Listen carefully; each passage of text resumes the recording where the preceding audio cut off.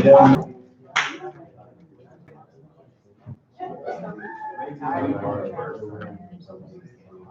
think it might be.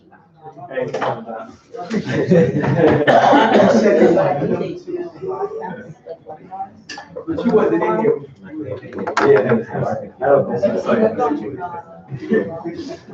Under the securities tab.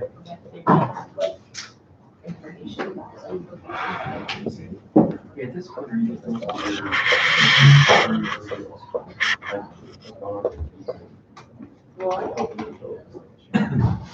Yeah, so in December, I was 14, and now it's getting people.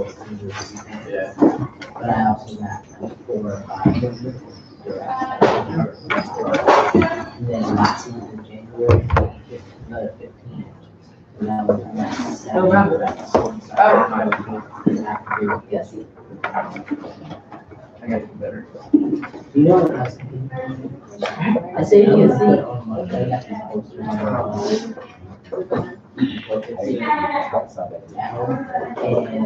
said, I'm just gonna say.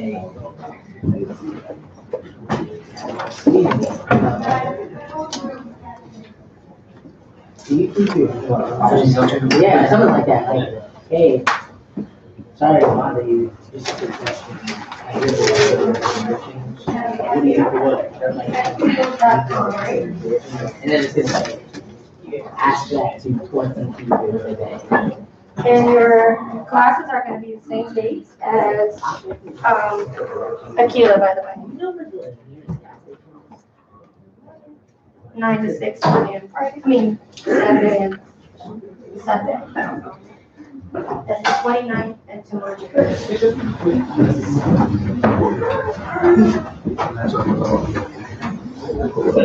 I just thought you were gonna help me out.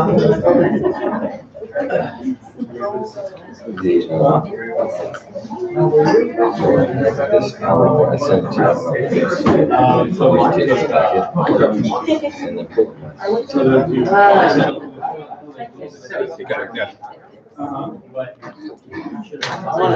little one.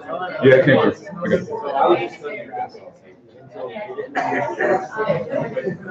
I got my window open. Do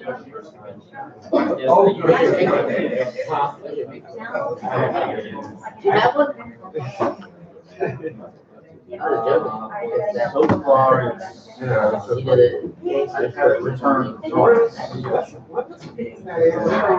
Send it back in. Yeah. They actually called me. This one? Aquila just got a recruit.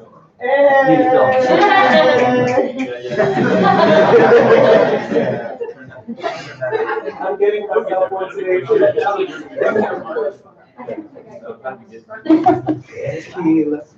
Oh, man.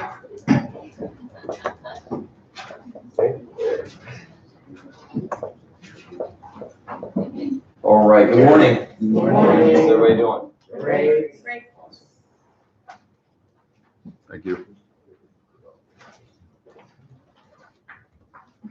Anybody get caught in a tornado this morning?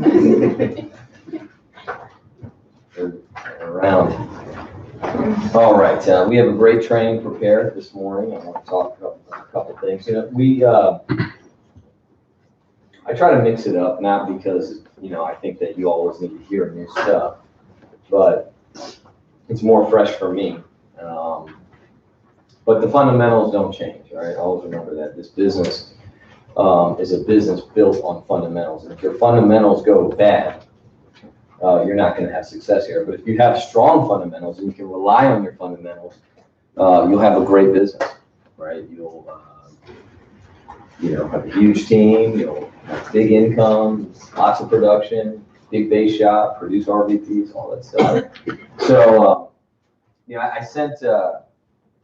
I sent this picture out to our thread that Thomas is pulling it up of my 1099. What's a 1099? You know what a 1099 is? Business income. Right. So if you receive certain income and it's reportable, right, you get a 1099, especially if it's business or profit.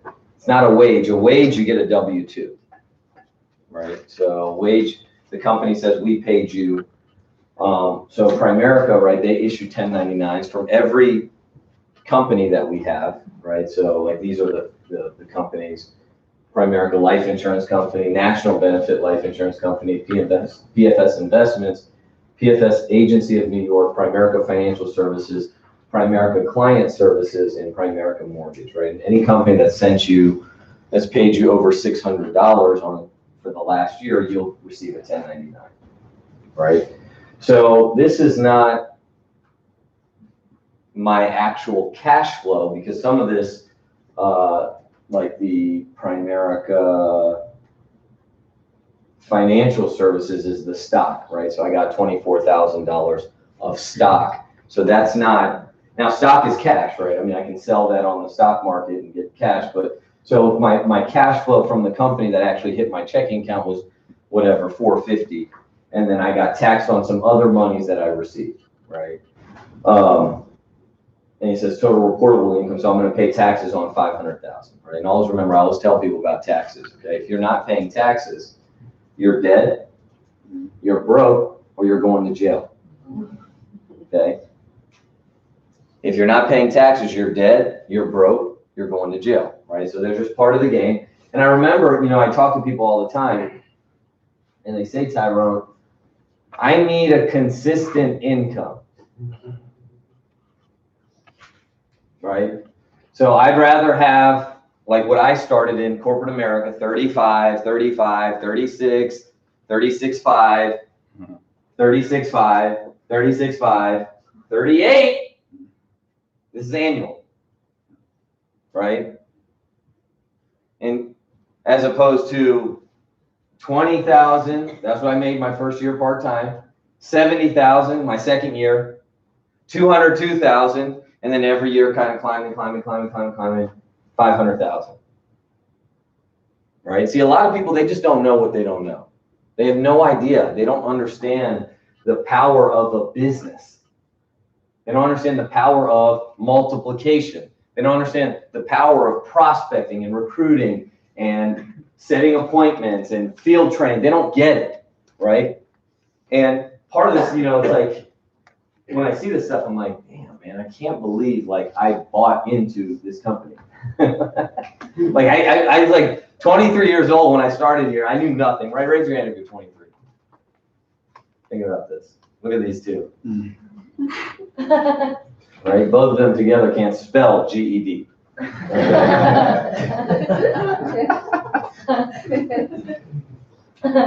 your hand again. Look at these 23-year-olds. Who's 22? Anybody? I'm 20.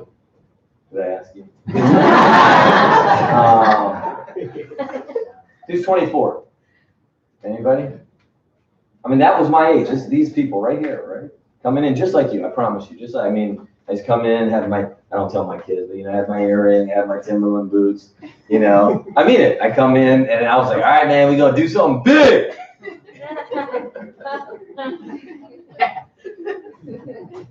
And my art was just sit your ass down.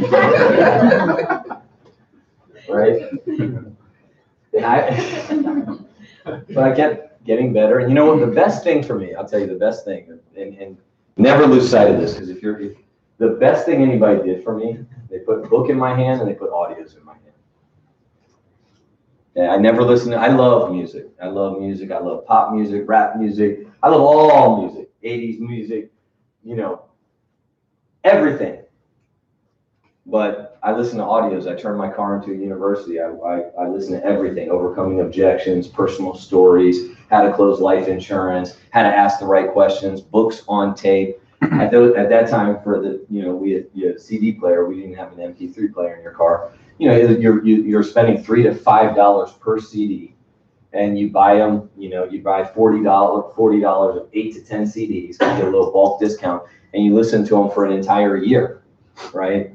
And now, right, there's so much stuff on YouTube and SoundCloud and podcasts and stuff like that. And look, I'm all for everything, okay? But I would try to target a lot of Primerica stuff, especially like, Hector Lamarck or somebody like Bill Whittle, people that have built big hierarchies, have gotten people really successful full-time, and listen to those things over and over and over and over again. So you can start having the language of Primerica. And then the books, right? The books are going to keep you sharp. The books, when adversity comes, and whatever it is, most of the adversity is self-inflicted, right? Most of it's lack of discipline, willpower, all those things. But when just things come up, it just cleans your mind, all right? You got to be reading at least, I would say at least 5 pages in the morning, 5 pages at night to start. I would read 1 hour every single day. I would finish 1 book a week. That was my goal every single week. And I was an avid reader, right? I mean, I'm a voracious reader. I devour books, right? Because I always want new information. That was probably the biggest thing that helped me along the way, with always showing up to training, always learning, always growing, always trying to pick people's brains of people that were doing well, and then just finding opportunities to continue to grow and work and develop and all that stuff. So anyways, I'm going to go over the orientation today and talk about kind of what to do with new people and how to do stuff with the new people. I see a lot of people. We did, a decent job of recruiting last month. And recruiting solves the prospecting problem. Okay, always remember that. So most salespeople, they go out of business every sale. Okay, they're only as good as their last sale. They make a sale. They may get some referrals, but we have figured out a different way through hiring people and hiring somebody with a market. You can actually become a financial services company. So some people, right, they work for companies like State Farm or Farmers Insurance. You can actually become farmers, right? See, like if I had a State Farm and I paid whatever it is, $100,000 to have a little State Farm auto and home brokerage, and I may do some other ancillary products, and I'm doing well. I quit my job. I'm making $100,000 a year. I really have no boss. And my brother, who doesn't like his job, comes to me and says, hey, man, I want to start a State Farm. And just because I'm a passionate entrepreneur, I say, all right, man, I think you could do really well at State Farm. Let me call the corporate office and see if they can find a territory for you. So he lives in Montgomery County. He lives in Montgomery County. We find out there's a State Farm available there. He buys it. I got business for State Farm, but I didn't get paid. I got nothing except for goodwill. My brother, like any entrepreneur in the beginning, is struggling. And he's having trouble, and he calls me up and said, man, and I said, oh, man, don't worry about it. Let's go to lunch. Let me show you what I'm doing. Because I care about him. He's family. I want him to be successful. I know his family, all that stuff. And I give him a little work session. I give him some ideas. I say, hey, man, this is what I learned, this and that. And I help him. I helped State Farm. I helped him, but I didn't get paid. And then finally, through hard work and diligence, he becomes successful. And he has a profitable location. State Farm did really well. They got the franchise fee. They got all the overrides, all the residual business. My brother's doing what he's doing. He's selling, he's making money, but I didn't get paid. And I really, in all honesty, I created some kind of competition, right? Because number one, I can't expand to that territory, and I only have so much in my territory. And two, there is some overlap of business, right? I mean, people still get clients from referrals, and he gets people in my territory, and I may get clients in his territory. But here, you hire somebody, and you plant seeds about doing well part-time, maybe becoming full-time, maybe becoming a broker, maybe running your own office. And then one day, right, I hire him, I train him, I get him full-time, I get him to have his own office, create multiple RVPs.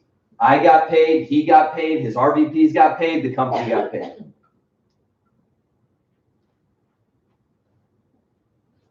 See, you got to understand the recruiting, building, the prospecting problems that recruiting solves, right? Because a normal salesperson, they have to go client to client. A normal salesperson, they have to, every day they start over. Here in sales management, and by hiring people part-time, and they can go at their own pace, you unlock crazy potential of clients, all right? So, two hardest things in Primerica that I've ever, most difficult things in the world. Number one, getting in the field.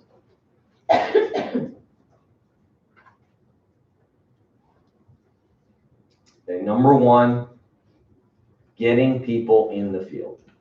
Getting them to set appointments, contact their warm market, penetrate the market. That's the hardest thing, okay? Number two, building relationships.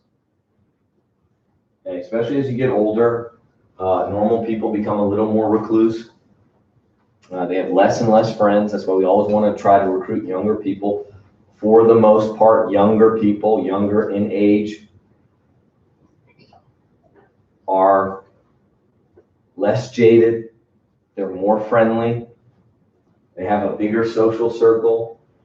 They keep in contact more, right? I'm in a business of building relationships with people, and as I've gotten older, you know, my circles have just gotten a little more close. Now, I try to make friends. I'm very conscious about that, but it still just gets harder. I remember when I was, 19, 20, 21, 22, I had 50 to 100 friends, literally. And I'm not saying they were all great friends, but I had people I could call and ask for a favor, and they could ask me for a favor, and I was just well in contact with lots of people. Okay, so as you get older, it just gets a little bit more difficult. Doesn't make it any easier. Doesn't mean that you don't have to change. You got to change. But so when I say building relationships, I think everybody understands the getting in the field part. What do I mean by that? You can open it for her.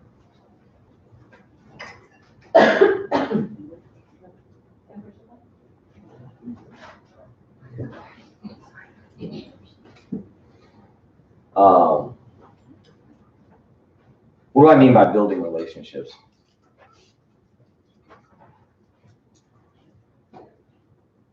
What do you think? Just getting to know someone, actually understanding what their goals are and how you can help accomplish that, and then retaining them.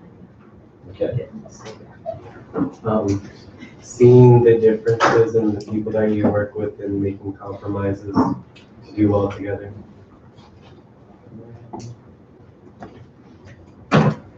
Being someone that the families can reach out to when they have questions or when they need something. Okay, I guess, who have you built relationships with in your team, and what have you done? Okay, how does a child spell love?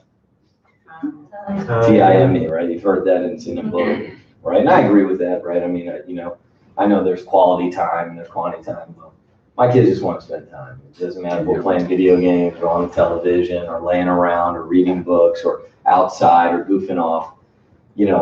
I know that, I'm sure time could be more productive, but my kids, right? You feel that way? Like they just want to spend time, right? So for me, I like simple. You got to spend time with your recruits, right? You got to spend time with your recruits. You can't just say, man, I hired you, go work for me. I've been here a long time and I deserve this. You need to work, right?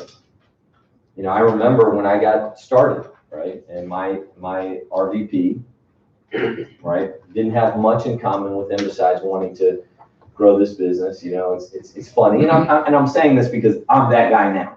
Okay, so he would always invite us over, and so me and my buddy that got me into the business, right, we were really into sports, right? So that's all we do. We only get passionate about sports. That's the only thing we ever got excited about, sports, right? So we play basketball, we do this, we watch basketball, regular season games, and so my RVP he only knew golf. And he knew football a little bit, but he didn't even know new football. Like he's always talking about John Riggins and say, all right, there's a new era, there's new players in the league. And so he definitely didn't know basketball at all. Okay, but he invited us over basketball and watch basketball games. So me and my buddy are watching. He's just trying to fit in with us, and try and he, shout out just erroneous stuff all the time. Playing basketball, saying touchdown or something. What are you doing, man? You know, yeah, exactly. Like offsides, man. You know, and we're like wrong sport, right? But I think about that, and we'd go over there, and it would just be awkward. I promise you, super awkward. Being my buddy, this guy, but he tried really hard, and forced the, and we followed him because he had the money, right? He was making $200,000 a year, and this is when we started in 2004, right? And that was the most money I'd ever seen anybody make, right? And he had a great quality of life. He barely ever worked. He played golf 3 to 4 days a week, especially when the weather was nice. And he had a little team. He had like 10 to 12 people on his team making $200,000 a year. I said, man, this is the freaking dream. Nobody told him what to do. He saved money. He had money. He made money. And I was like, wow, this is great. So but he was just trying to get to know us. Right? Like, this is not a guinea pig experiment company. Right? Where you hire somebody, and yeah, look, I understand. There are going to be some people that you're going to be more inclined to build a relationship with. That's awesome.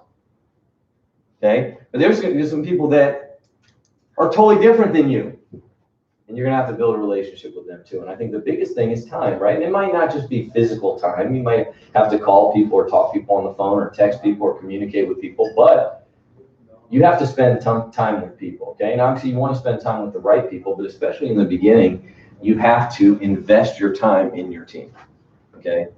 And many times, right, these investments that you make in people, they don't come back for 5, 10 years later, okay? Sometimes you want an immediate return. It doesn't work like that, okay?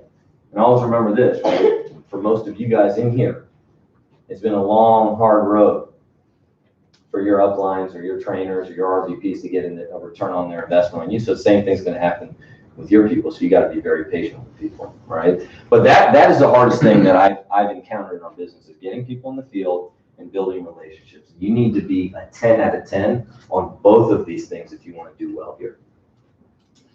Okay, you saying things like, I'm not a people person, or, you know, you get frustrated, you roll your eyes at people, you bat your eyes, you know, like you can see somebody's face that, you know, people don't like that, right? So you have to have very, very good people skills to do well in this business. All right, so when we hire somebody, let me go through the process real quick.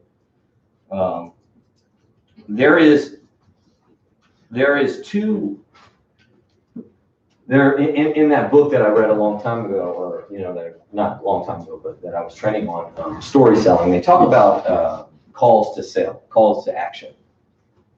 Okay, so there's 2 forms of calling people to action. There is direct calls to action, buy now, schedule an appointment now, and then there's transitional calls to action. Okay, so transitional calls to action might be like, you know, read this flyer. Let's have a second meeting, right? So you have to know when your direct calls are and then when your transitional calls are, right? So like, if I give you some terms that you guys, or Josh, you can at least understand, right? If I meet somebody, right, like when I met my wife, I'll say, hey, can I take you out? Josh says, hey, can we get married? Okay. And then, can I take you out? Can we go to a movie? He'll get stumped on the first one, then say, hey, can we go for coffee? They go to coffee. First question, can we get married now? Right? So now the good thing for you is if you ask directly enough 5, 6 times, someone's going to say yes. Okay, that will happen. That is true. Okay, and if you transition too long, client's not going to say yes to you. Okay, so there are different opportunities. I call it here, you know, and I thought that the concept that when I read it, it was helpful, because rubber does hit the road when you're working with new people. Okay, and you can continue doing the same things and not getting good results, and that's insanity, right? Or you can change some of the posture or the conversations or the analogies or the stories or the angles that you use with new people, okay? So here is the process, and our team, my base shop especially, we're refining a great recruiting process, I feel, okay? So number one, you prospect the person, whether it be however you prospect them, social media, warm market, steam call, face-to-face, millions of ways to prospect. Business card, job fair. Look, there are unlimited ways to prospect. You just got to find 3 to 5 that you'll do and 3 to 5 that you do consistently, Agena, so you get good at 3 to 5, okay? You can't be a jack of all trades, master at none. You need to do a couple that you like I've been watching High work, right? High checks in every single day and he's getting a little bit better. He's getting really good on the phone, right? I see some people, I'm like, who interviewed you? And they're like, hi. I'm like, hi, this dude, he interviewed you. Like, because sometimes I'll see it, Peter. I think like the interviewer should have interviewed High, and High should start working with. I said, he should start working with you, because I can't do nothing with this guy, right? But he's good on the phone because he's doing it every day consistently. And I don't care what you do. If you do it every day and you do it consistently, you'll get good at it. So I'm not saying you got to do the same thing, okay? But you need to do like 2 or 3. And if you can do them, Marilyn, with 3 hours a day, you're free. You'll have that 5. I promise you. I promise you.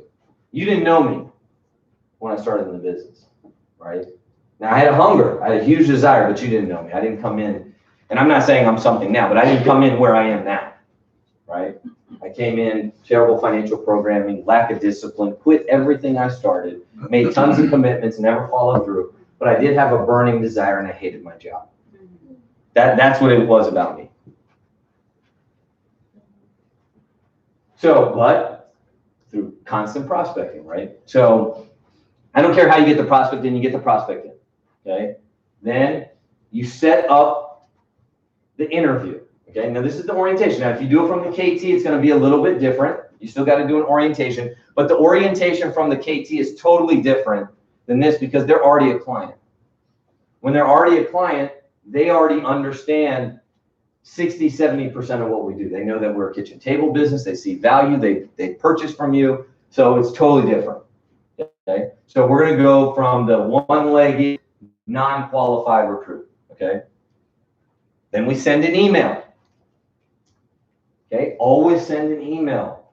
The email filters out people, for the most part, that are not interested. Doesn't give them too much information, but gives them a little bit more information. So then we send the email. Then we have the interview.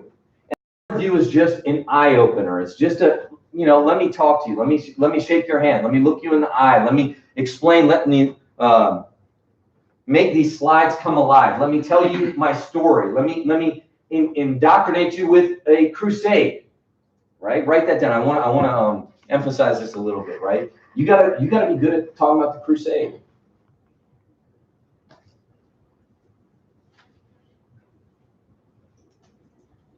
Crusade is not just getting a little animated. It's something that really, it kind of stirs you, man. It's in your heart. It's something that you feel extremely passionate about, that when you talk about it, you can't hold back, right? There's a lot of things. Could be the life insurance companies, could be helping families, right? You can't just say, no, you got to say it, right? Like, I love helping families, right? You guys know me, right? If I start talking about my kids and my children and my family, you see how I get worked up. If I start talking about my dad, I get worked up. Because I can't hold that in. Like, this is not like, yes, I understand when you're selling at the kitchen table, you have to be composed, right? Because you want them to be composed, because if they are erratic or too excited, they're not going to make a good decision.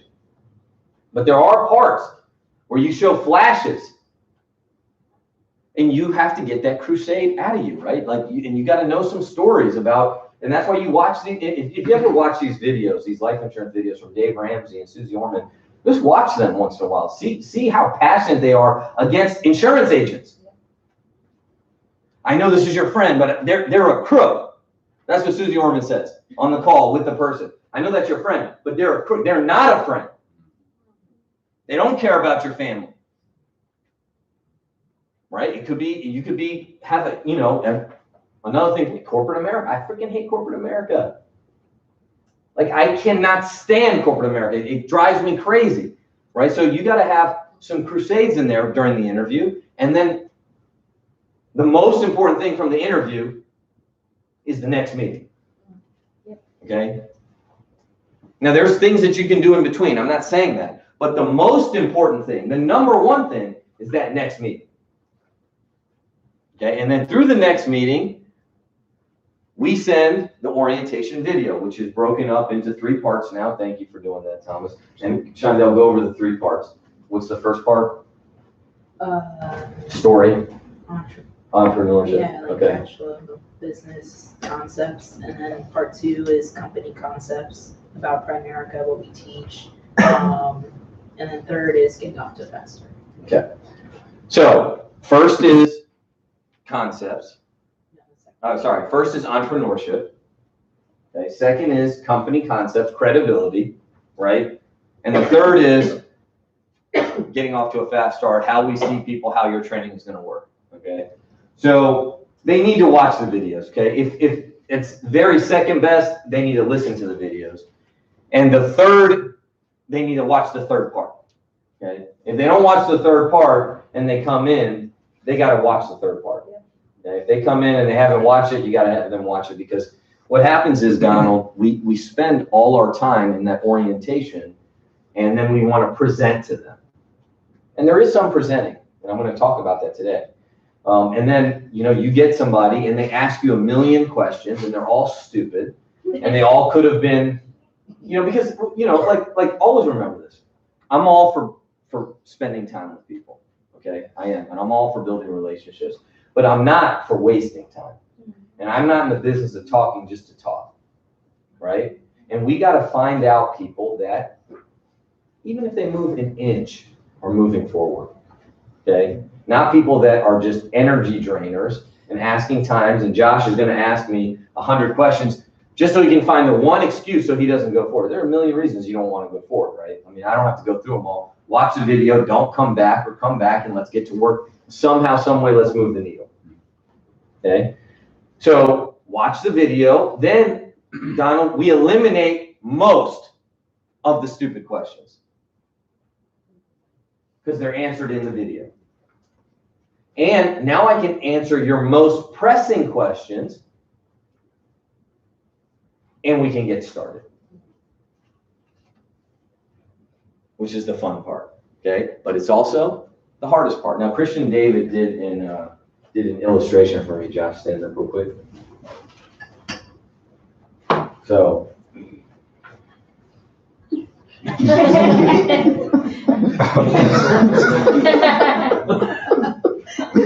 okay. So resist me. I'm going to pull you. Resist me. And if I drag him, you see that? That's what you're doing with people in the field. Okay, that was one of the best visuals I ever got. I said, look, that every time you're dragging them in the field. I've never met one person that wants to go. Oh yes, I want to call people. I want to set up appointments. Let's go. I'm ready. Never met. And if that happens, okay, they'll probably quit before all the appointments. Okay. I just haven't. I haven't. Now, I'm not saying that some people might be a little more eager than others, but 99% of people, it's just that. I mean, they're resisting, they're pulling back, and I got to just continue and use all, that was hard. Okay, that was hard for me to do. Just drag them using all my weight, shifting my body, using my different things, and finally, till I get the momentum, get them out in the field. That's your job. That's your job. Because here's the thing, right? Let's talk about warm market versus cold market, okay? If I said the hardest thing to do in this business is building relationships, if you're going to go right into the cold market, why wouldn't I just do that myself? I don't need you. I can just go, I can do cold market. I can do cold market. I've done cold market. I'm hiring you so you take me to see people. Because you already have the relationship now, then I've already past step 1, 2, and 3. Because every cold market person, I got to build a new relationship, and that's the hardest part in the business, right? And it doesn't matter how good you are. I think I'm pretty good at it. It's still hard. Still people don't trust you. right? I could show that picture up to people that, oh, that's a lie. This Photoshop's really good, right? Actually, doesn't he have a van? He doesn't make that much money. He doesn't do, what are those people, and all these things, all this distrust, building a relationship, and then me, right? I'm like, well, I don't need you. You don't know anybody. You're broke. Get the hell out of here. And then what? But that's a vicious cycle. That's a vicious cycle because we do need people. We don't need you, but we do need people. And I want people and you might be really good. And now because of something that happened, I let a $100,000 earner out of my business. So we want to keep people, right? We want to have retention. We want to get them out in the field. We want to build relationships with people. So what was I saying before I had you stand up?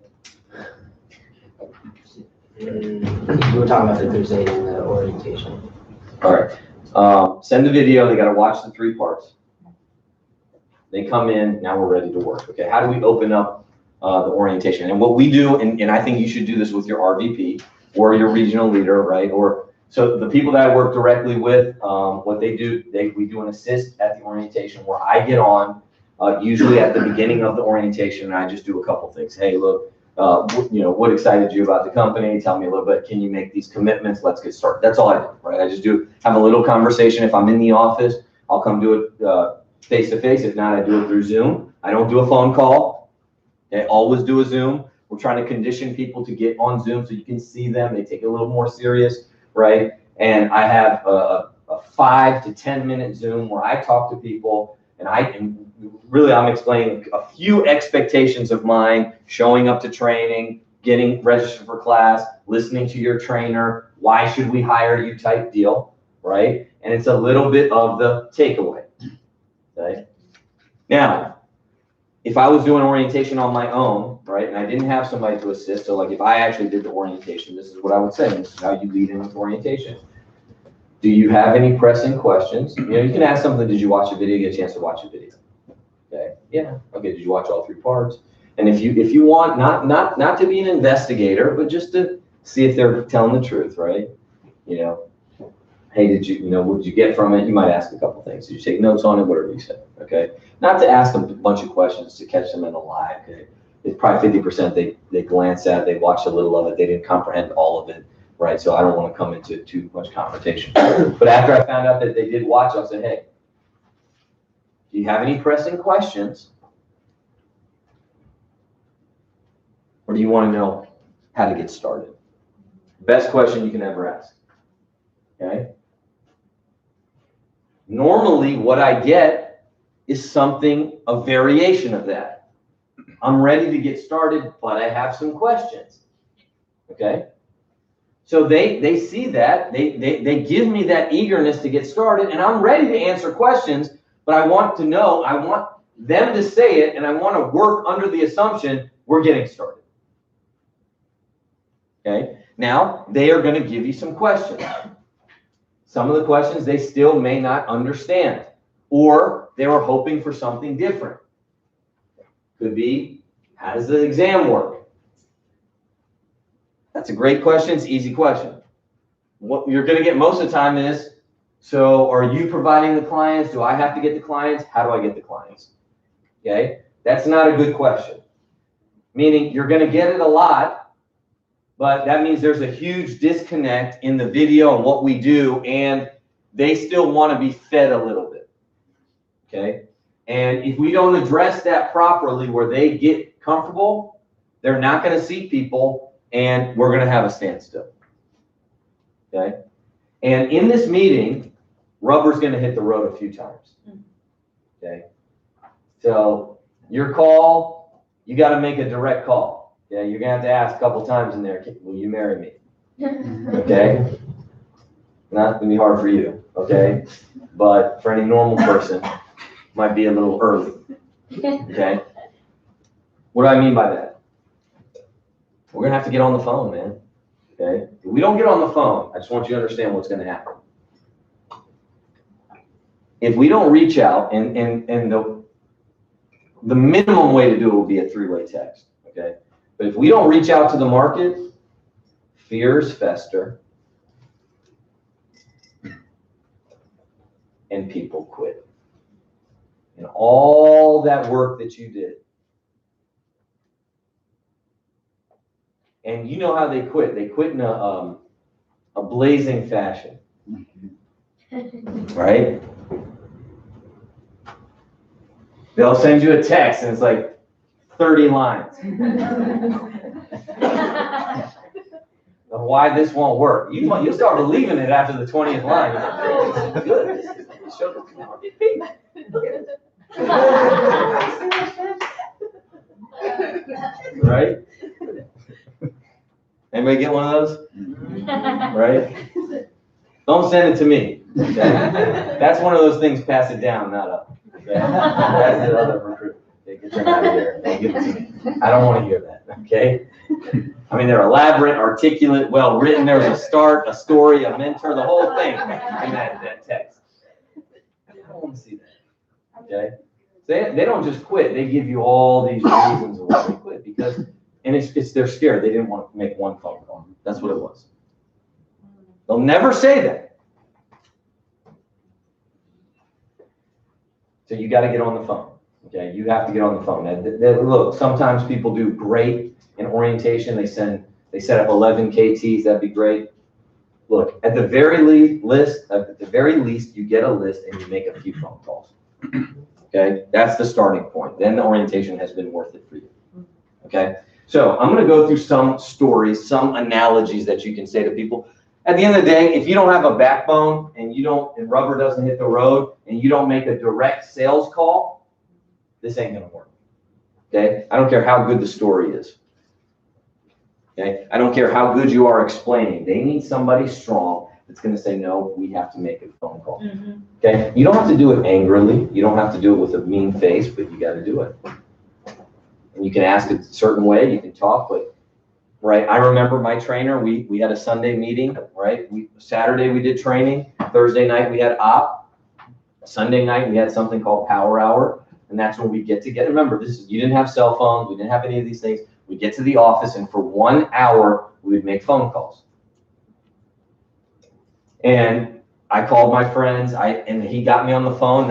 If you came, the whole reason to come was to set appointments. It wasn't to learn. It wasn't to take notes. There's nothing hidden in there. It was just setting appointments, right? Not like what we do on Saturday. We bring everybody. And you can skirt off, or if you don't want to set appointments, you can talk on the side, right? What people do, and that's stupid, right? It's really dumb because you're not getting, the benefit of Saturday morning. You got to set appointments every week, right? Have referrals to call every single week. That wasn't it, Teresa. Sunday night you came, you had referrals to call. If not, you built a list and you got on the phone. That's all we did. And I remember I called my buddy, right? I called my friend. He picked up. I pretended he didn't hear me, right? I was like, hey, hello. He's like, yeah, what's up? I was like, hello. And I hung up. I got on the phone. Then my trainer made me call my dad. He's like, look, I just want to talk to your dad, just introduce him so he knows. I said, okay, fine. So we go over there, and then we call my older sister. Okay? And I'll never forget this. My buddy called me back and goes, what was that about? I was like, oh man, it's something stupid. I'm doing this thing. I'm so embarrassed about Primerica. Right? I was like, I'm doing this thing, and it's kind of cool, but he wanted me to make a phone call. Don't worry about it. He goes, well, what is it? And I was like, well, it's finance and stuff, and I'm doing it part-time. And he goes, oh, well, yeah, I'll meet with them. I'm interested. And I was like, no. And I was like, for real? And he's like, yeah. And he came in and he became a recruit. Hey. And then now he's an SVP. That's my replacement. Think about that. Right, so so when I say I know what people, I didn't want to even talk to my buddy. This guy was broke when I talked to him. I had a job. He didn't even really have a job. And I was like, no, this isn't for you. This is no. Like I was like projecting that on him. And then I go and I see my sister the first week, and my sister we refinanced her home. She didn't have any insurance. She had credit card debt, right? And she was aimlessly paying. She didn't know how she was paying it off. I look at my sister now, right? And I've been my sister has $500,000 saved up right now. But has all the kids' college saved, all this stuff, equity in her home, no debt, besides the mortgage, and $500,000 saved. And then obviously, you guys know my dad's a client. He has, started. He was my first $1 million client my dad has. And my dad doesn't, when I say this, you guys know my dad, right? He never bought a new car, completely modest, super, but my dad's got millions of dollars, right? My parents' accounts, all that stuff from the first 3 people that I set up appointments with, right? First 3. 1 interview, 2 KTs from that Sunday night power hour first time, right? Now, that RV, my replacement, it took me 18 months to recruit him. He came in, he started, then he quit. But then I followed back up with him, and he came back 18 months later. My dad, it took me 18 months to get him as a client. My sister was right away, right? So, but it's funny that getting on the phone, and my trainer, he closed me. He's like, no, what's the number? Boom, call. And I was like, and that's when it got real, right? And we started, right? So it doesn't matter all the explanations I give you. If you don't have that backbone and that strength, you have to be mean. You don't even have to be intense, but you got to be firm. You got to be firm, right? I try not to be mean to my kids, but I try to be really firm.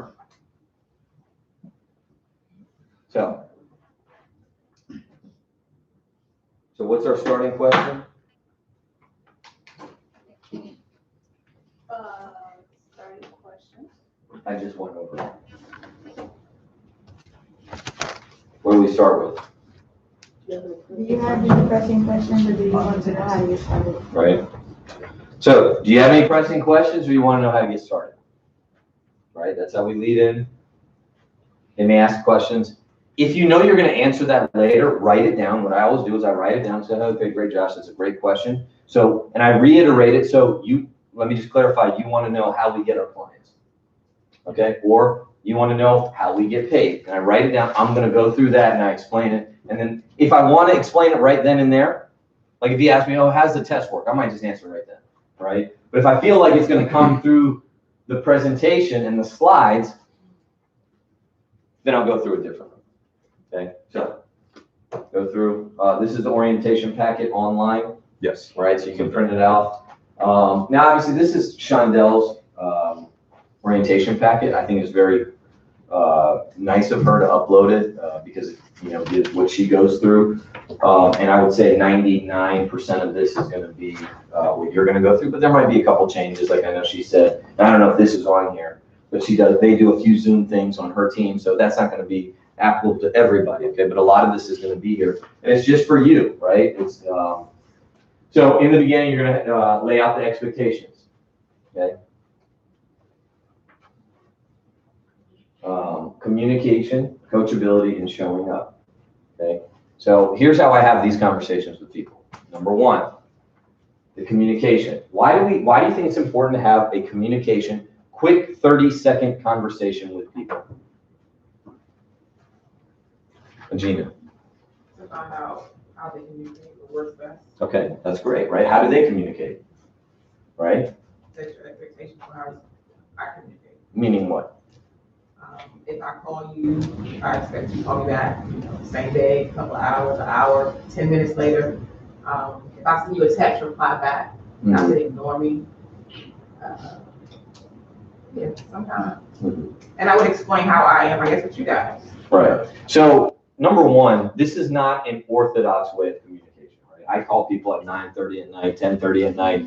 I'll text them at, 5 in the morning, 6 in the morning. If I remember something, did you do this? And I'll just remember it, because if I don't, I'll forget, and whatever it is, right? So I tell them, like, look, this is how I communicate, right? But I don't tell right away. I'll ask, Robert, are you pretty communicative? Like, do you look at your phone all the time and stuff like that? Are you pretty good about getting back to people on text? I want to ask. Some they may say, no, I'm not, right?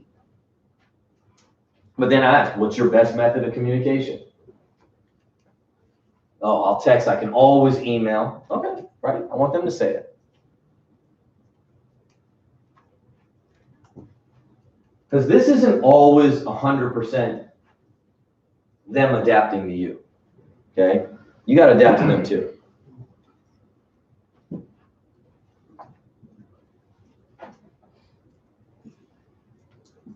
like me personally, I don't try to text people that late. I'll telegram them late, unless I know them, right? Because, you know, I don't want to, why you text me at 2 in the morning? You know? All right? Did you close? My wife, what's closed? What did you do? What did you get? Right? Why you send Jen all these money, happy face emojis at 2:30 in the morning? Right? So for me, right, I don't text people that late because their phone might go off or something like that, and whatever it is, right? But if it's late, I may telegram them, right? So just me trying to compromise or something like that, right? But you got to find out how they communicate, and then you tell them, like, look, we send a lot of texts, there's a lot of group chats, there's a lot of things where you're going to get a lot of announcements. This is not a normal job. I know at my job, you know, when I left work, it never, you know, this is different. You can put in limited time here because we just communicate in different ways. That's why I tell people, like, the reason why you don't have to do a lot of stuff, like in the, like we didn't have this, Josh, when I started back in the day. We were at the office all day. At the office all day long. That's what we did. We get there at 8, 5 o'clock, we leave, go out in the field, and then first thing in the morning, you reported back. And in your key directs, you call them on the phone. Right? But now it's text. I can just say, hey, man, what it is, update this, that, right? And you can check. You know, notifications, you can explain all that stuff. Coachability.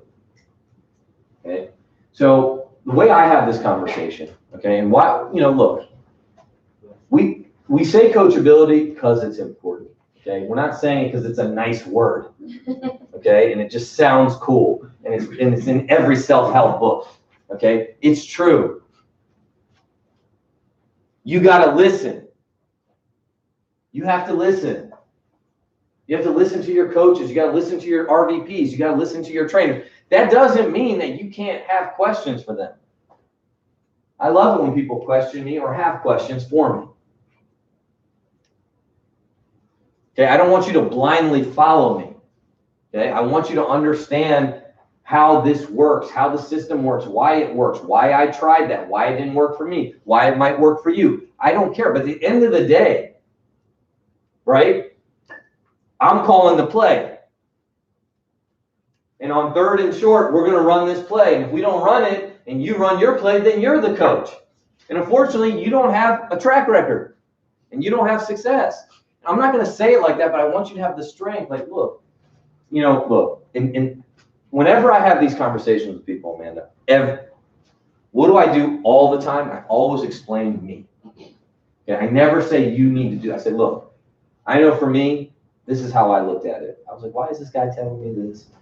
And you know, my trainer, and this is what I say, my trainer always, he never asked me to do things I was incapable of doing, but it was just weird how well I was always uncomfortable doing a lot of this stuff. And that discomfort really kind of never went away, but I did it anyway because I trusted that he knew what he was doing. And everything that he asked me to do benefited me. It helped me, you know, whether it was, you know, doing something like taking my test earlier than I thought or something like that. I don't say something like set appointments. I'm not going to say that yet. Okay? Because if I tell him set appointments now, I'm giving them 30 minutes to quit. Okay? I'm going to give them all the exciting stuff, and then when we're ready to get the phone, it's in and out. Because I don't want them changing their mind. Okay? So I'll say some things like, you know, he just, you know, whatever he asked me to do, even it's got out of my comfort zone. At the end of the day, I listened to it, and it helped me. And I'll get a confirmation there. Because look, you guys are the same way, right? A lot of you guys were not coachable in the beginning. Right? And I don't say that in a mean way, you just weren't, right?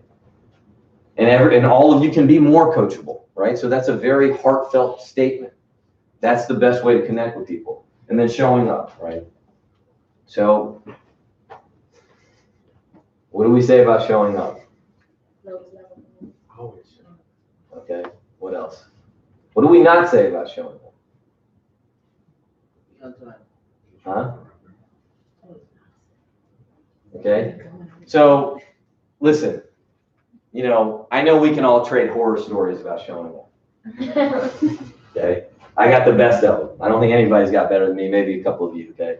But I know you don't say that, okay? I miss my wedding to show up. Whoa, they're out. Okay? You don't say that. I remember my dad had a heart attack, I showed up. Yeah, they quit. Okay, Jenna, this is for you. Okay? I don't want to say this, but you can handle it. Okay? My dog died, I still showed up.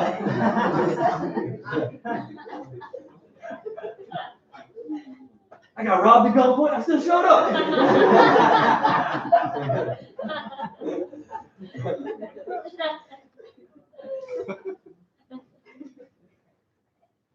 I can just see Jen saying, me and my whole team, we pushed the metro. We pushed it all the way to the Silver Line. It was 2 days when we showed up. They quit. Do not tell them that. Okay? It's a nice way of telling people to show up. Okay? Don't give them the hard horror stories right away about showing up. Okay? Me and you can talk about it, okay? We can trade stories about all that stuff, but young people, they don't care. Okay? If it's chilly out, they ain't gonna come, all right? So you don't give the horror stories of showing up. Okay? That's later, or let me do that. You just say, hey, look, and you'll go over the training schedule with them. Okay, and that like sometimes I don't do that right there. Okay, I'll do that when I go over the training schedule, right? And I might say, hey, here's the training, and I always start with one training on Saturday. Okay, and I don't say we have training on Saturday. I say, hey, what do you have going on Saturdays? Okay, I always say that. What do you have going on Saturdays?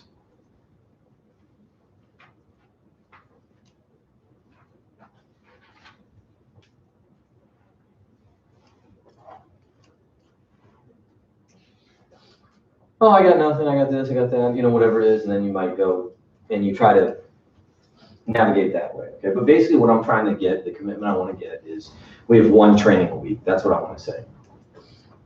Okay? We have one training a week. Here's what we go over.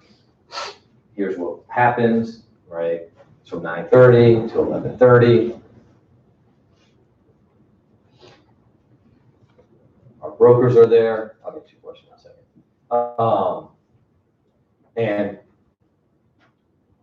Donald, there's only one. Anything less than 1 is 0, right? So I'll say, look, showing up is honestly, this is how the West, and I'm almost apologetic about it. I feel bad because I want to say, look, I spend time with people that show up because unfortunately, if you don't show up, it's just not fair to the people that do show up, right? So I'm sorry about it. I feel bad about it. I'll tell them, the lowest level is the people, the lowest level is showing up. And there's only one meeting. Anything less than 1 is 0, right? And then depending on their schedule, if they don't have a job or they're a student or something like that, if they can come on Fridays, then I'll invite them to Fridays. And I invite them pretty early. I always ask you, hey, what are you doing on Friday? Why don't you come? It's advanced training. It's with our broker, whatever you want to say, right? Question. Do you say the same thing on Saturdays? So how if they can't come to the interviews, during the weekday, and they come as a guest on Saturdays, can we say the same thing?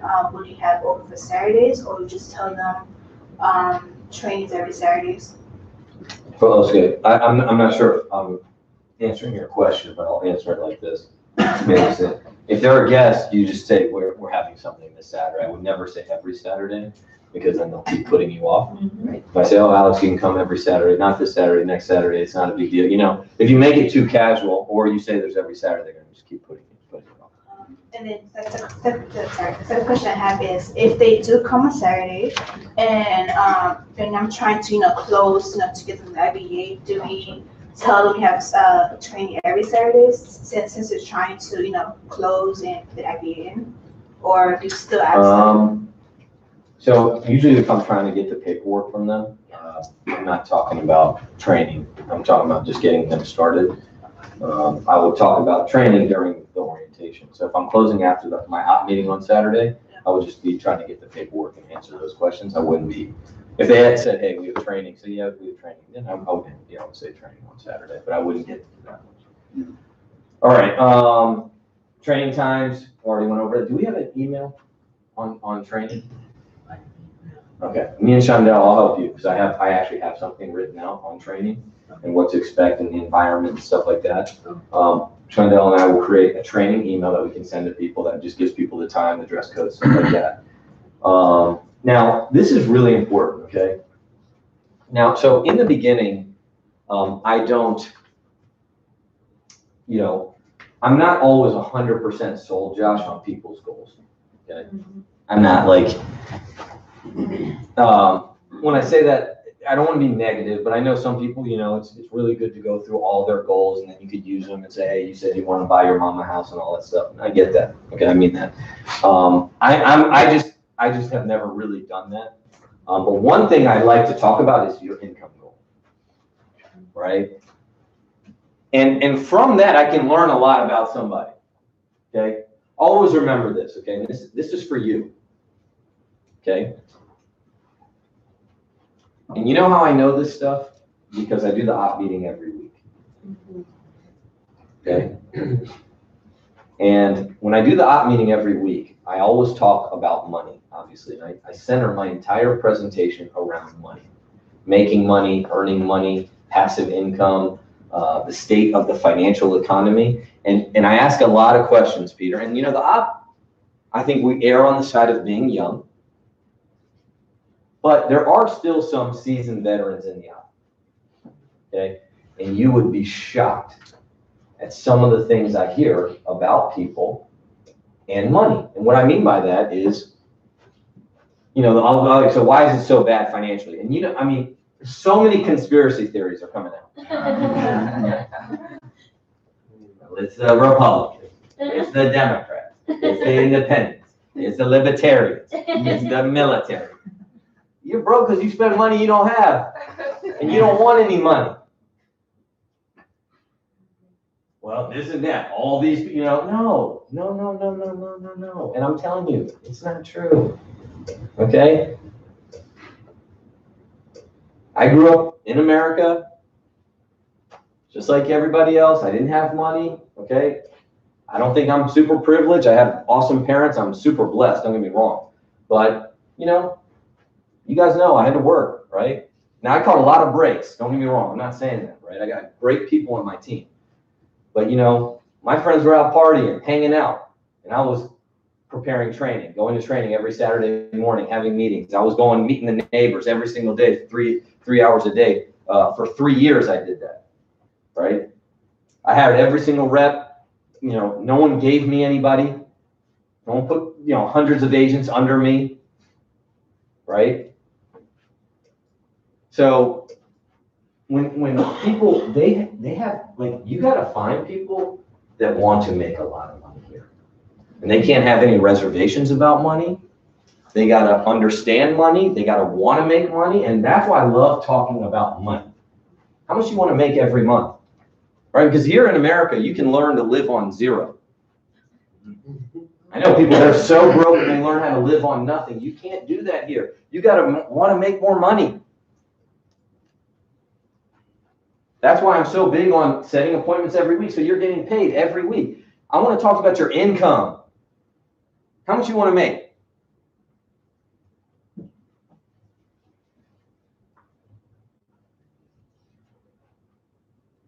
Man, I love money. I love money. I can't wait till I make $1 million a year, 100 grand a month. I love money.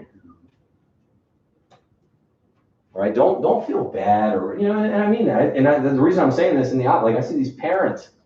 I'm like, man, are you teaching your kids? Like, they don't got a shot to make money because somebody else is pulling the strings? And I tell people all the time, I read articles, people write apps. They create apps in jail that are selling at the app store, and they're making millions of dollars from jail. You can't make money? You know, people knock on my door all the time. They're selling artworks and paintings and lawn care services. And, you know, I some of the other day, right? I mean, they don't get me, but they get my wife every time, 100% of the time. Do the easy close. They'll come and say, oh, this tree's dead. Can we do this? Oh, yeah. Do it. You know? Hey, man, that's American business, man. They're hustling. They're working hard. You're at home watching TV saying, oh, somebody's big. I'm broke because somebody else. Really? That's why you have to, you know, be good and prideful about talking about money. All right, 3 things needed to run a business, 5 client characteristics. We'll hit on that. And then the field training bonus. Okay, and then I sent this email out that I got from Primerica. You guys know this. I mean, every 1-by-1 right now is $300. Okay, every 1-by-1 is $300 right now banked if you're eligible. Okay, that is insane. So you get somebody 4x4, 5x, $1,500, right? You know what that does to somebody's programming? Their first month, and when they get their license, they bank, they get $1,500, right? For just going on training, a couple training sales in your warm market that you wouldn't have, you wouldn't have made that much as a rep, and you couldn't have closed that business anyway because they wouldn't have bought from you. So the trainer gets paid, your recruits get paid. You know, think about all that stupid stuff we feel bad, right? Doing. If I hire Josh and he goes out and I close him and his mom and I pay him under the table because I feel bad about it, right? I give him money, I give him $100 and it charges back or something like that, right? This way, you know, you don't get, if that policy's not issued and in good standing, a license, you don't get paid. It's very bad. So it teaches him all the right things, teaching him recruiting and selling and going out in the field. $300 in February? Take advantage, man. All right, build inventory, developing your market. Okay, and we'll go through all this. So but let me read through it. Initial inventory questions. This is the most important stuff right here. Build inventory, developing your market. Initial inventory questions. Play 4-minute name game, top 25 list. KTA, spouse, significant other, parents, triangle, office, reference tag, tracking text. So out of everything that we've done, all these conversations are important. Nothing is more important than this right here. Okay, there's nothing more important than that.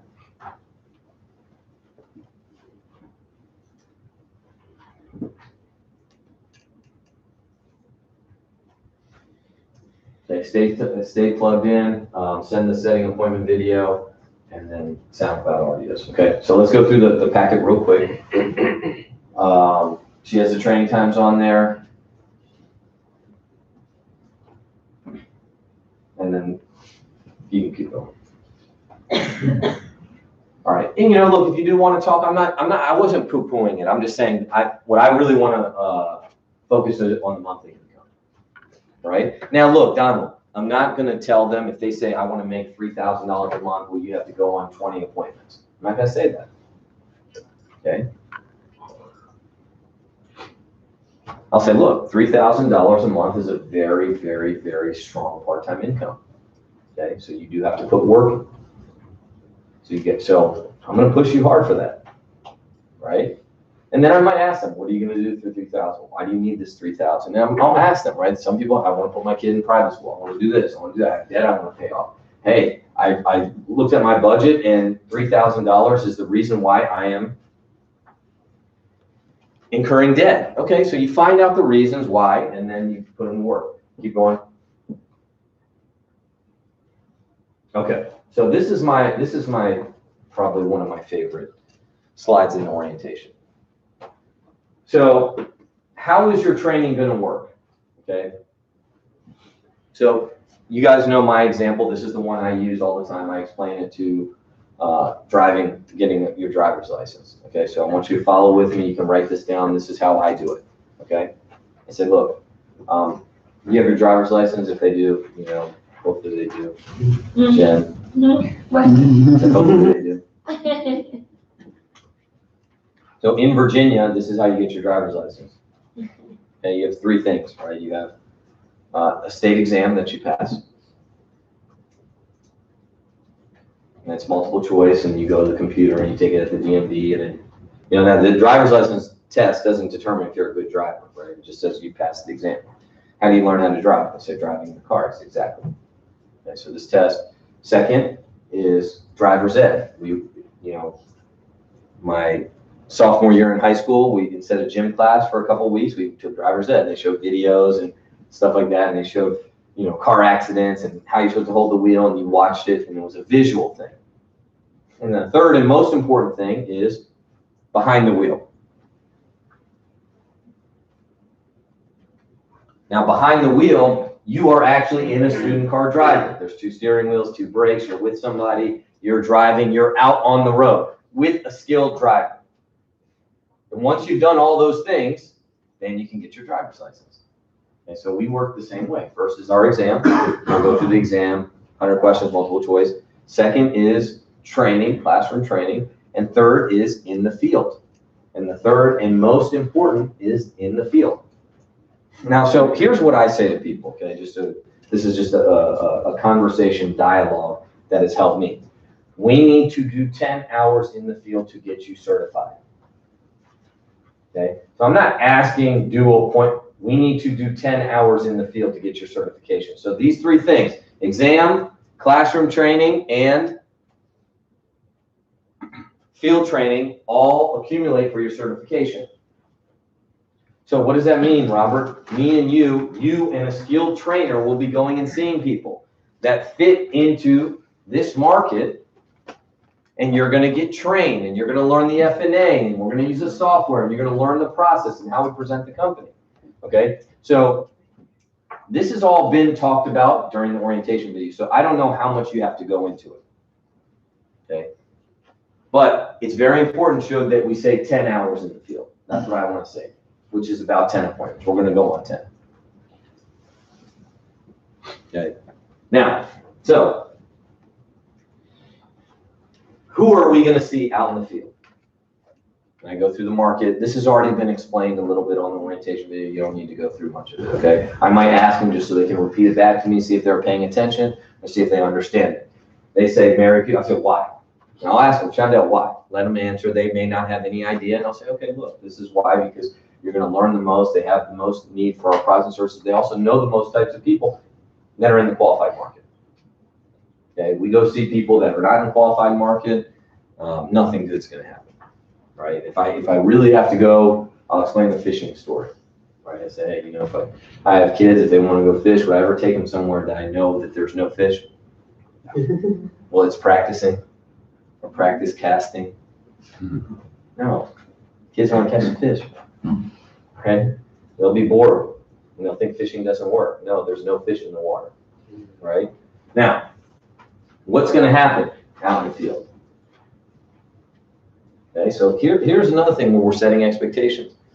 All right, so if I talk to Monolette, I'm going to say, this is what's going to happen when we go out. Number 1, you're going to get trained. You're going to learn how to do this. If you see it 10 times in a row, you're going to know every word. 2, we're going to get referrals. We don't charge money, but from seeing these people now or in the future, we're going to get referrals. And what I do, look, I'm a very visual person. And some of you guys do a great job of getting referrals, and this is why you all want to do it. I'll say, look, one of my trainers, Jen, she was out in the field, she got 16 referrals. All the time I do that stuff. You go see people, you ask for referrals. So if we see 10 people, right, we're going to have more people to see. 3, they may become potential agents. And I'll give an example really quick of how someone got started because they love what we did. And then 4, yes, they could become clients. Okay, now that's the last priority, but yes, it's a priority because I want you to see the process from front to back. So I'm not shy about this, right? Yes, we're going to make sales in your market, right? I mean, that's how it works, right? And obviously, with the field training bonus, you're going to get paid. Husband and wife are both present, sit at the kitchen table below, at the kitchen table, 2 appointments in a row, 4 or 5 appointments in the evening, 3 appointments below at the office, okay?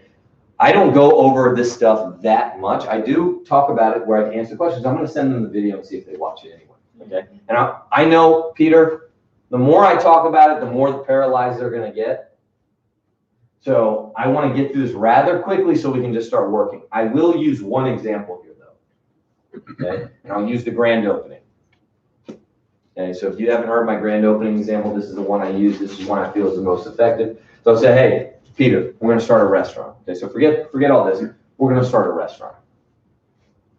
Okay, and we've got everything done. All right, we've got, the licenses, we got the team, we got everything. We're ready for the ribbon cutting, and we've invested hundreds of thousands of dollars to start this restaurant. How important do you think the grand opening is to the success of our restaurant? It's very important. Why? Because it's allowed other people to, see what it is and then try it out, introduce to other people, and, when you throw a grand opening, now you can invite a bunch of people there, so. Right, so we're gonna create a buzz, right? We're gonna let everybody know we're open for business. We're gonna share our food and what we're doing with the community. So we're gonna do it up for our grand opening, okay? We're gonna have free appetizers. We're gonna have live music. We're gonna have a raffle. We're gonna invite local celebrities. We're gonna have a social media blast. We're pulling out all the stops. Now, within our market, our network, we're gonna invite everybody we know, right? Because we know if we invite everybody we know, not everybody we know that we invite is actually gonna show up, right? They might be busy that day, right? They might have a schedule conflict that day. But the more we invite, the more people are gonna show, right? I'm conditioning them. Right? Some people, right, we're trying to do the business with people, they see one person. They see two people. They see three people, then they stop. That's not how it works. So Peter, your friend, hi, he comes. Okay? And I might ask him, hey, who's your best friend, right? Who's your ace? Hi, okay. So hi comes. And you see hi, he's having a great time. Okay, he's enjoying himself. Loves the environment. You think that he's even going to probably tell other people about it. Okay. Now, would you be inspecting to see what Hi ordered? Would you say, oh man, he only has a water. He didn't even get a Dr. Pepper. Would you be doing that? No, I guess if he's having a good time. Or you notice he only got the free appetizers. He actually didn't even order an entree. So technically, we didn't make any money, but Hi is there. He came to support you, and he's having a great time, and he probably will tell other people. Are you happy he came, or are you upset that we didn't make any money? I'm happy. You sure? And I'll say it just like that, and I won't be mean about it, but I'll ask him. I'll say, look, when we see these people, and then I use my story. I know what's going to happen, this and that. I don't care if they don't buy anything. Yeah, well, if it makes sense for them and they want to buy it, great. They want to become a client. No, you need to tell people what you're doing. They need to know you're open for business. They need to go, so they can tell other people now or in the future. If they don't know, they can't introduce anybody to you. Now, we're not going to have a grand opening, Peter. We're going to go see people. That's what we're going to do. And depending on if they're in the market or not, where we're going to see them, right? If they're qualified, we'll go see them in their homes. And if they're not, we'll bring them to the office. And go to building a team.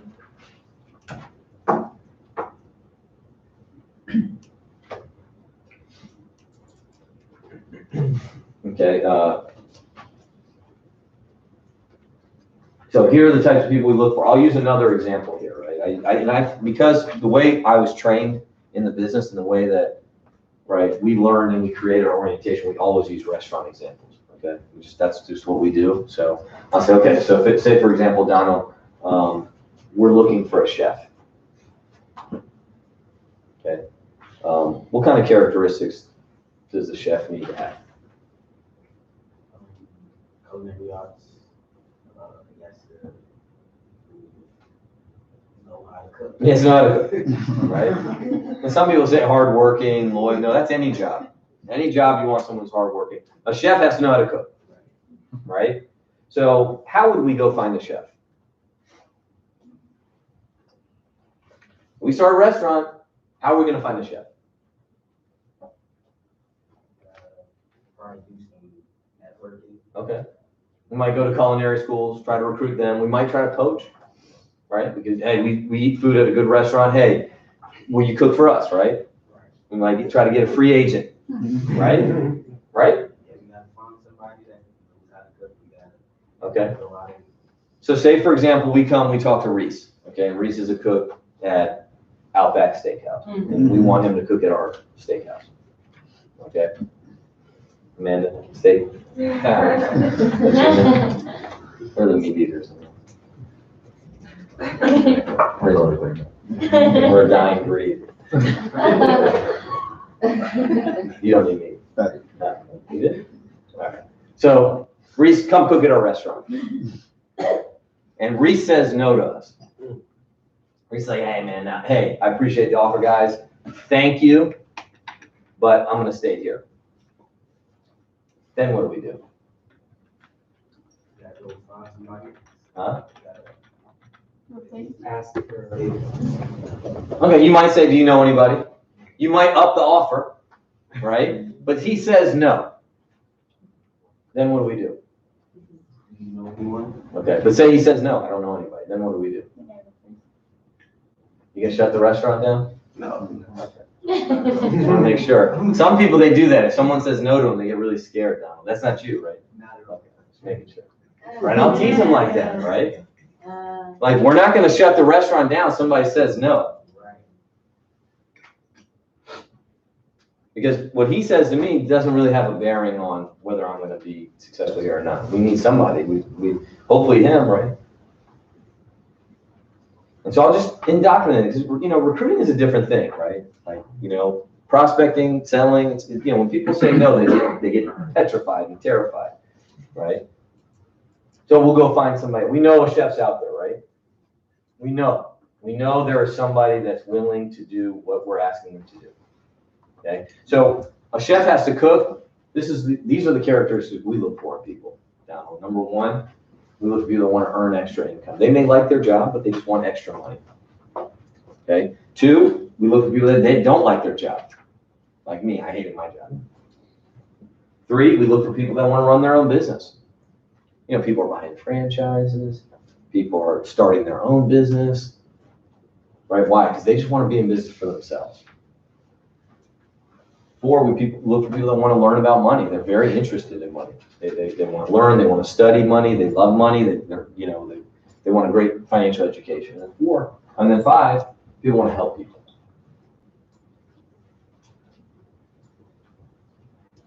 You know, there's a lot of people, like, they volunteer. Think about that.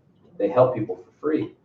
Now, I'm not saying that's good or bad. I mean, I think you should volunteer. It's good for your soul, right? And, you know, I do a lot of volunteering too, right? I mean, I sit down with people that don't do business with me. I volunteer my time to help them and try to give them a nugget, right? You should volunteer, right? I mean, some people literally, they volunteer. They take their time and they do stuff for free just to help people. There are people like that, right? So there's people, they have this in their heart, right? And you know, like I said, I know you're fighting for goals, and at the end of the day, you probably join this business selfishly, okay? Which is fine. There's nothing wrong. I feel bad about that, but you know, the clients always win more than we do. And when that day comes, when your clients pass away, which will happen if you're here long enough, and you're there, you'll realize, man, how much we help people, right? So, out of 100 people, Donald, how many possess at least one of these characteristics? Everybody, right? Wouldn't you say everybody fits into at least one? Now, maybe not one person fits into all five, but everybody fits into at least one. So here's where people go wrong. They try to read minds. Don't be a mind reader, right? You don't know who will be interested and who won't. And you don't know who will be good and who will be bad. And even if you knew that, Donald, you never know who people know. I've had a lot of people introduce me that were not very good, didn't even really like the business, but introduced me to a lot of great people. They can lead you to great quality, and then people take time to incubate, so we don't run people off, right? So also people take time here, so we don't run them off.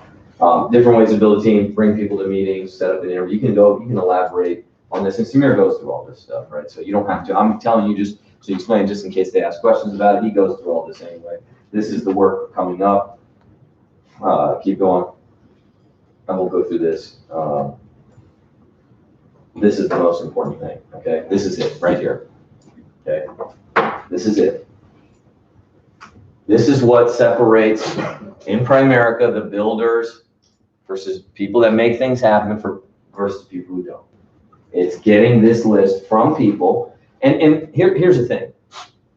For some of you, you can get it with certain people, right? You're a woman, you get it from another woman. You're young, you get it from young people. You're a man, you get it from other men. You got to be able to get the list down from everybody. From everybody. Not just people that are a little more willing. Okay? This is it. This is the work. This is the hardest thing you're ever going to have to do. That's why we send the video out, because every single thing I went over is BS. It's this right here. We got to go see people. We got to write people down. We got to call them. We got to text them. And that little nervousness, hesitation of if they say no or what are they going to think, we got to eliminate. And the number one thing to do that, Josh, is by action. We just got to do it. We just got to do it.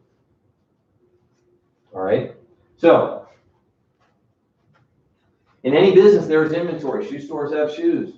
Clothing store has clothes. Car dealership has cars. Restaurant has food. What is our inventory? Names and numbers.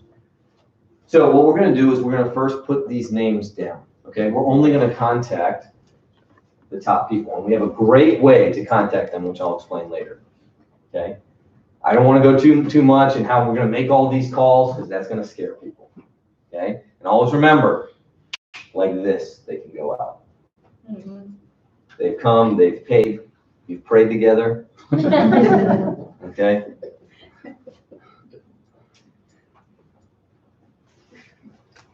And then they figure out they got to call people and they're out like a match. Okay? So, who are your closest friends? Now,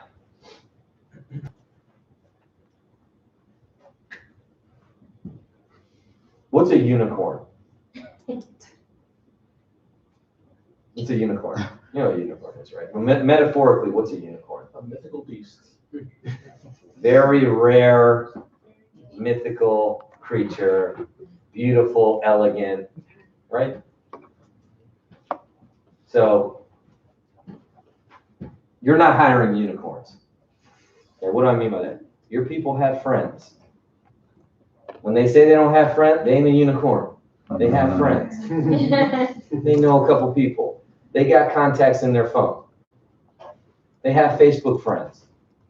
Okay? Now, I don't want to interrogate anybody. Okay? That's not the job I'm in. Okay? But the job I am in is extracting. Okay? And I got to get these numbers. And so here, rubber's going to hit the road. I'm making a direct call to action right here.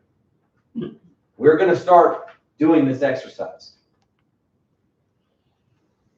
Right? Now, depending on my relationship with the person, Donald, if it was like, say, somebody like me and you, and I just met you, but I know you're playful, right? And you'd be like, I don't know, Don, I might do that, right? Now, you can't do that with everybody, but you don't have any friends? Do you have Facebook?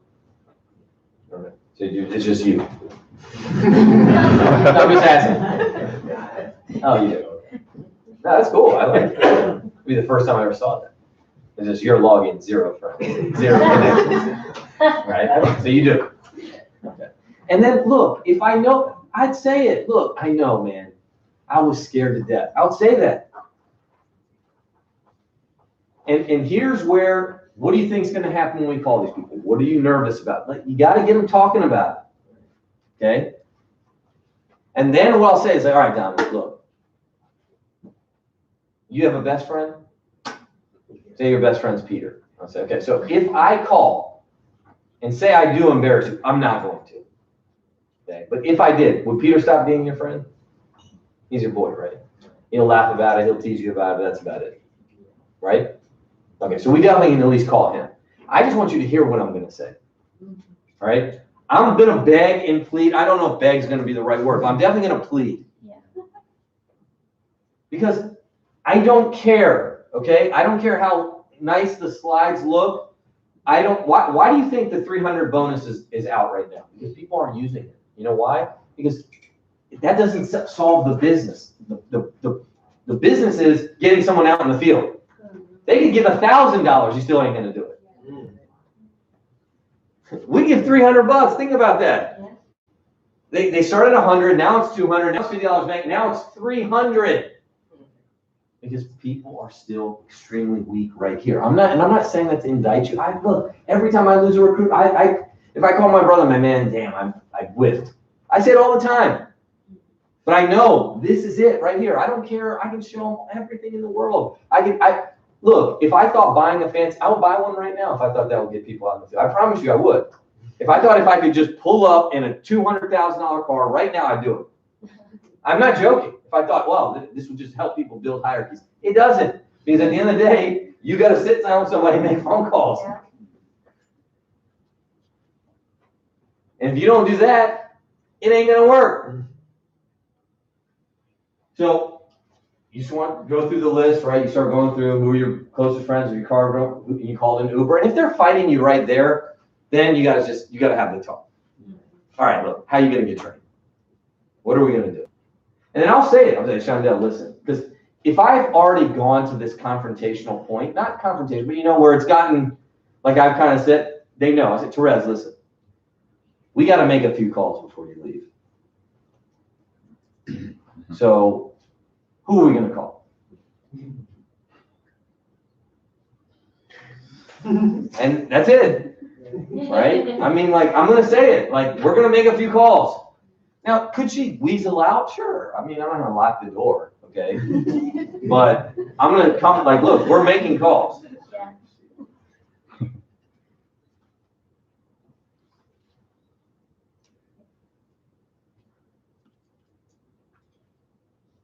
Aaliyah, you okay? Hey, I see this thing. For what? I don't know why I don't know what's going on here. So maybe you should sit down. No, because it'll make me fall asleep. That's why I need to stand. Why don't you get some water though?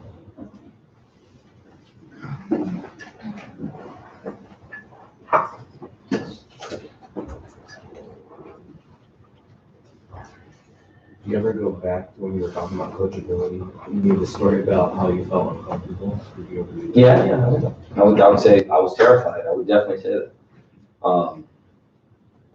And like I said, the entire thing that I'm going through right now is just for this, right? And all these corny things that you say, who would you call an Uber? They have people, right? Did you get married? Are you married? Yeah. Who was at your wedding? Nobody. And now there's even an element with Zoom. They can call people out of state. So if they say, I've moved here, okay, we'll do it through Zoom. This is the act of giving the names. Now, that's not my first people that I want to call. Okay, because at the end of the day, what do I want here? I do want to go 3 by 3. I want to hire, or I want to get 3 sales and 3 recruits in that first meeting. I want to see their top 3. Okay, but a lot of you guys, unfortunately, you're getting 0 numbers or 3 numbers. You're not getting this, okay? If you texted and said, call me, who would do it? Great question, right? God really passed away, who would carry your casket? It's just getting people to think about things, right? Who's your best man, who's your groomsman, whatever it is. And then do the 4-minute name game, right? So I asked Shondell, I said, hey, listen, you do this, right? She was like, I do this every time. I set the expectation with them. They do it. Sit there, let them go, right? How do you do this? And every time I see you on Saturday morning, someone's doing this, right? Someone's doing it. So what do you say? What's your exact dialogue? So it's basically after we do the bonus, I'm going to say, okay, hey, well, we got to build your inventory. So we're going to play 2 games really fast. This first one is your initial inventory. Just write names down that come to mind for these people. Don't think about it too much. Write the names down of people that fit into these categories. 5 if you can. If you don't have 5, then that's fine. And then they finish that, and then I go to the 4-minute name game. All right, this is the second game. I'm gonna do this because Josh started doing this too, but I just say transfer the names that you had on the previous page into the columns of this page, right? And then I'll say, okay, great. After a minute, I'm gonna time you for a minute, and you're just gonna write down anybody that comes to mind that's in the United States, 18 years or older, in each column. And I say, you ready? And then I start the timer, and that's it. Yeah. So with this, we've gotten some people that like their list it's not 0, but it's like not ideal. Mm-hmm. And, you know, we expand on the orientation video. We don't like verbatim repeat it, but we'll expand it because we're going through the packet. Mhm. To say, hey, this is really important, focus on this, focus on this. Then we get to this, and then it's like really small. Mhm. And yeah, we didn't waste a whole bunch of time like we used to because we got the video, but we still did some expanding to get to something small. So I actually started doing this like sooner than the end of the packet. Do Okay. you think that's a good idea? So we figure out, Well, is it a small okay, list? let me answer. A small is not necessarily bad. Always remember, if people will give you some numbers, you set appointments, they'll give you more. Okay, so, My bad, I meant with, like married kids. yeah, same thing, right? Same thing. You think I gave my trainer my whole list? Hell no. His victory was just getting me on the phone. Then we set 2 appointments, and because I set them, I went on them. And then when we got to clients, next Sunday, I brought more people to call, right? So I'm not expecting everybody. Okay, I'm not, okay? I'm expecting them to go through the exercise and work through it. And look, you got to understand people, right? I mean, you guys know, did you bring everybody right away? Were you just like, yeah, I'm going to put all my 1,000 people down here? No, you're not, okay? Everybody is still, even you guys now are working in your warm market. So, you know, if you can set up 3 top, that's ultimately your goal is if you get 3 great qualified KTs in one night, that's your goal. That's your goal. If you can get 3 great KTs in one night, that's your goal. Can you do more than that? Sure. Should you? Yes. But look, what are most people doing? They don't get anything. They don't set anything. And then the person quits. And always remember, they're never, Brandon, going to tell you, I want to quit because I don't want to call people. They're going to quit in glorious fashion. I had a church retreat. He spoke to me. He said, don't do it.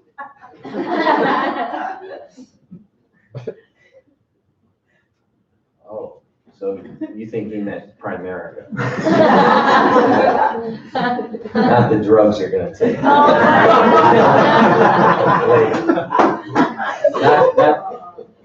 Not what you're gonna steal. I'm just kidding. But that's what they do. They quit in glorious fashion. They say all of these things about why they're not gonna do it because they want to call somebody. No one will ever say that. I don't want to call anybody. Yeah. They'll never say that. They'll say, I looked, I found something else, I got another job, I did this, I did that, and you went through all of it, right? So look, what's your goal? 3. If you get 3, and look, I'll be honest with you. What I do, and I don't want to throw people off. Then I start telling people to just bring people to the meeting, right? How many people can you pack in your car and come? I just want to see, because that's what my trainer did for me, right? And I brought people, and then I invited 4 other people, and I had 8 people my first, I invited more, but I had 8 people back my first meeting back, right? And we had a money pot, I got $50, and that started my career, right? So I'm just trying to get them to put down names, put down numbers, and make a few phone calls. Okay, that's it. If I can do that, I don't want to, it's not all or nothing, Josh. They don't have to give me all their numbers, and I don't have to set 100 appointments. Okay, I like to have 2 meetings with them, 3. Always remember, the frequency of the meeting is more important than the length of the meeting. Okay, multiple exposures than having 1 3-hour meeting. You do not want to have these long meetings with people. Why? People just don't have the time, and they think every time they meet you is going to be right. But this is it, Donna. This is it right here. This is it, and then you can go down, and then we can start setting stuff. You can, stump the recruit is the best way, because always remember, clients have concerns about what you're going to say to them. Okay, yes. How long you said the meeting should last? Like, be done with like normal hours?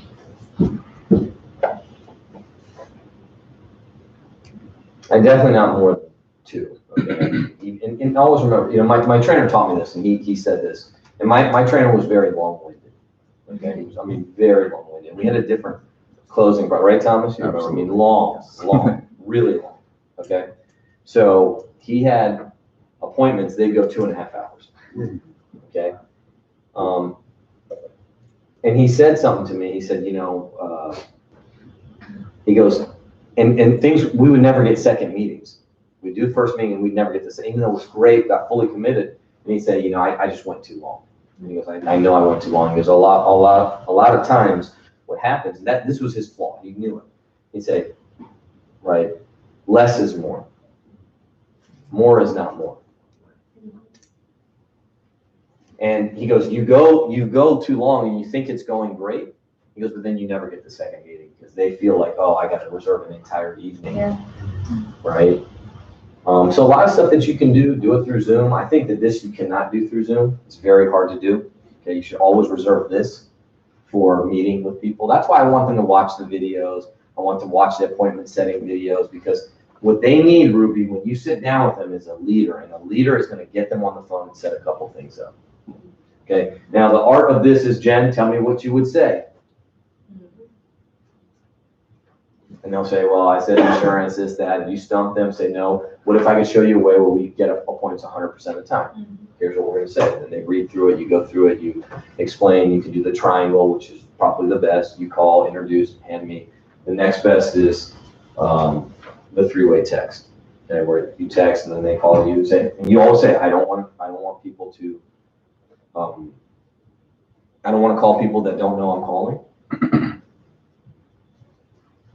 And I don't want to call people that don't want to be called. So if we send them three-way text and they text you back and say, Alex, don't call me, I won't call. And then always give them the standard American response. That's right. Hey, so say they set the appointment down. I was trying to set the appointment. Oh, let me check with my wife. I'll check with her down. I'll call you back. Sure. I said, did you get the appointment? No. What's an appointment? And you explain that and you set up the appointment. And here's the thing, okay? By being strong here, you may get less recruits, but you'll get more of the right recruits, okay? And ultimately, that's what we want. We want a lot out of a lot, but if they're not willing to try here, okay, we can't really move forward. Now, I'm never going to say, oh, well, you're fired. I'm not going to say that. I'll ask him, I'll say, hey, how are you going to get trained? And explain it to me. And then, he can't, and I'll say, look, we got to make these calls. All right. Any questions? I know I went a few minutes over. Any questions about anything we've covered? Okay, obviously the packet is on line, and you can change it. Can you edit it, or has it work? I have Word documents. I sent some to Jen too, so if you want to edit it, she has some Word documents, and I have them. Okay. So you can edit it. Maybe we can send a Word document to you so you can edit for your schedule if you have other stuff going on. Really, it's just Friday and Saturdays for most of us, and some people may have some Zoom stuff here and there, but nothing. There's no major block meetings anywhere. All right, tomorrow training 9:30. Is it Super Saturday tomorrow? Yes. You will have, an op meeting or orientation, so you can bring guests. And make sure you have a bunch of people to call, and we'll have a great February. All right? Team on 3, 1, 2, 3.